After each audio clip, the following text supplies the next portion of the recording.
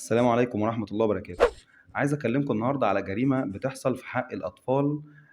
بنشوفها كتير جدًا، جدًا في طب الأطفال. الأول أنا عايز أعرّفكم بالطفلة الجميلة اللي معانا اسمها شهد.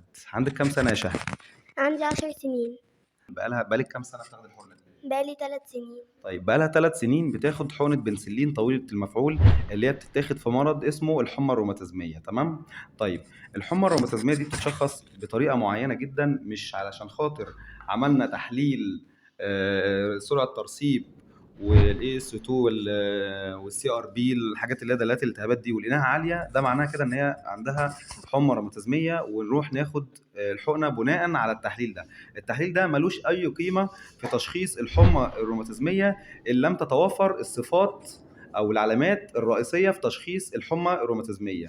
في حاجات لازم ألاقيها، على سبيل المثال ألاقي التهابات في المفاصل كلها بتورم وتلتهب والبنت يا عيني بيجروا بيها على الطوارئ وتتحجز ممكن، أو التهابات في القلب أو في مرض كده تشنجات بطريقة معينة أو طفح جلد بطريقة معينة، الحاجات دي لازم ألاقيها الأول علشان خاطر أقول إن في حمى روماتيزمية، وده غالبا بيبقى بعد دور برد، يعني بعد حوالي 15 يوم ولا حاجة من دور برد.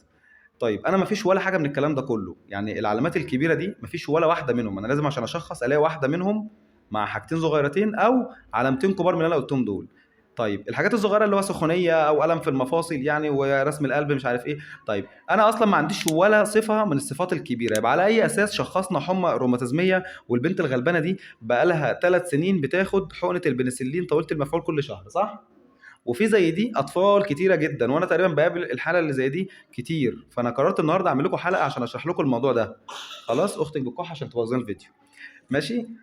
طيب إحنا النهارده يا جماعة بنقول إن التحليل ده لا يكفي لتشخيص الحمى الروماتيزمية، وشاهد النهارده الحمد لله وقفنا لها الحقنة دي وإن شاء الله مش هتاخدها تاني، لإن ما عندهاش أي حاجة تقول إن عندها حمى روماتيزمية. هل أنتِ مبسوطة؟ جدا. ليه؟ عشان مش هاخدها تاني. شهد مبسوطة يا جماعة، صوري شهد وهي مبسوطة كده، مش هتاخدي الحقنة دي تاني خالص صح؟ برافو عليك. شهد يا جماعه زي ما قلت لكم عامله تحاليل سرعه ترسيب واي اس ار والاي اس او تي والسي ار بي، الحاجات دي كلها يا جماعه لا تكفي لتشخيص حمى الروماتيزمية زي ما شرحت لكم كده بالظبط. فعايز اقول اللي مش متاكد من تشخيص الحمى الروماتيزمية لازم يروح يتاكد قبل ما يعذب طفل ويديله حقنه كل شهر لمده 10 و20 سنه بدون داعي. اللهم بلغت اللهم فاشهد. الف مبروك يا شهد انك وقفتي الحقنه اللي كانت معذباكي. مبسوطه؟ ماشي، شكرا يا جماعه، الف شكر.